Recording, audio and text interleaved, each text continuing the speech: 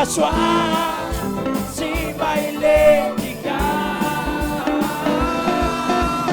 mahalala toeranao azotsika le masoandro tsy mba ilentika, azonao antsaina ve zany andro zany. Oh, andehandeha any an-danitra, azonao ansaina ve niafalinao ho any amin'ny Jerusalema vaovao, ho any amin'ny Jerusalema vaovao. Oh, halleluja, iarahary ampiadanantsika zay le tany riquadri zany. Irmasna no mifakahita, lazao mafy tao iaraka-my. Mahalala toerana ny masoandro tsy mba ilentika, mahalala toerana azotsika le masoandro tsy mba ilentika. Avelatsika andeha zava-maneno dia tsika hitehaka mafy.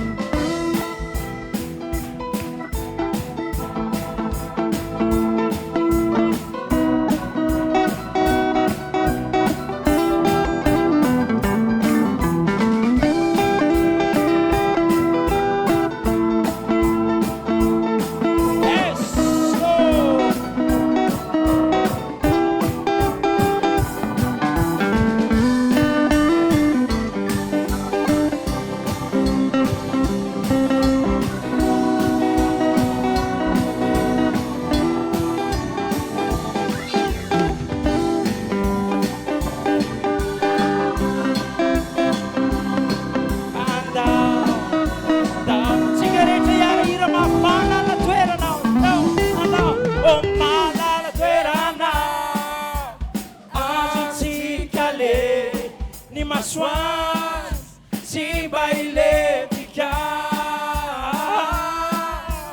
mahalala toeranao azotsika le ny masoandro. Iarandi mafy ny fiangonana amin'izao hariva izao.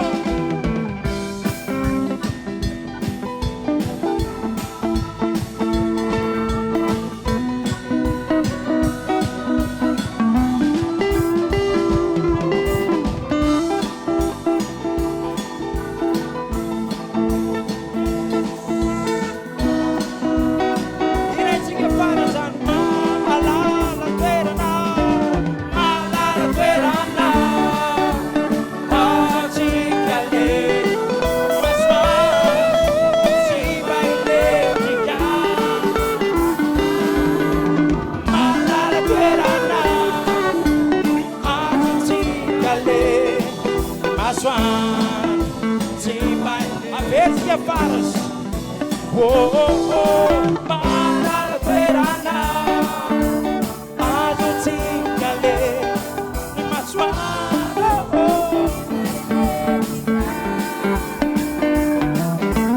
mahalala toerana azotsika le ny masoandro tsy mba ilentika.